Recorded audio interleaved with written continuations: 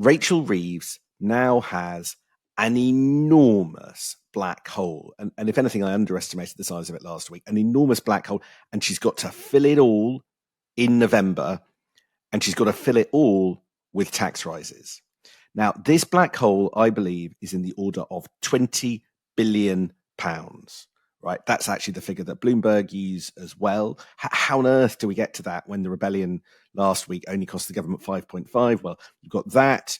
You've got a further 1.25 billion from the winter fuel payment. There's another £1 billion for the Hillsborough compensation, which ministers think is inevitably going to have to be met when Labour meets in Liverpool in September.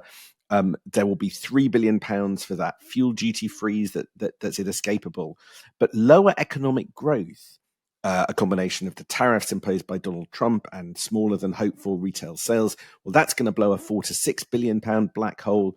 And then there could be a ginormous downgrade in productivity, which economists think the OBR is going to do this autumn, which could be up to another £9 billion. For sure, no one is going to be looking forward to that when they return from their summer holidays. And I'm also struck by the way that you passed that out there, Sam, that the 20 billion black hole, what does it remind us of? It was the 22 billion black hole that the incompetent Tories had left behind by failing to manage the public finances.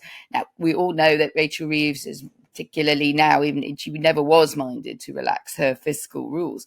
The problem I think they've now got, I remember sitting with the Reeves team making a few, what we like on this podcast, a few modest challenges to whether this language about black holes was a particularly useful one, because it depends really what you describe and how you lay out the public finances, how you come to that calculation in large part, and getting real pushback that I didn't understand how bad things were and that they had no choice but to do it this way because of the 22 billion hole that the Tories had left behind. I think now that rhetoric is being flipped over and you're using it and with evidence, with obviously the OBR behind the figures that you're using, exactly the same charge is going to Labour.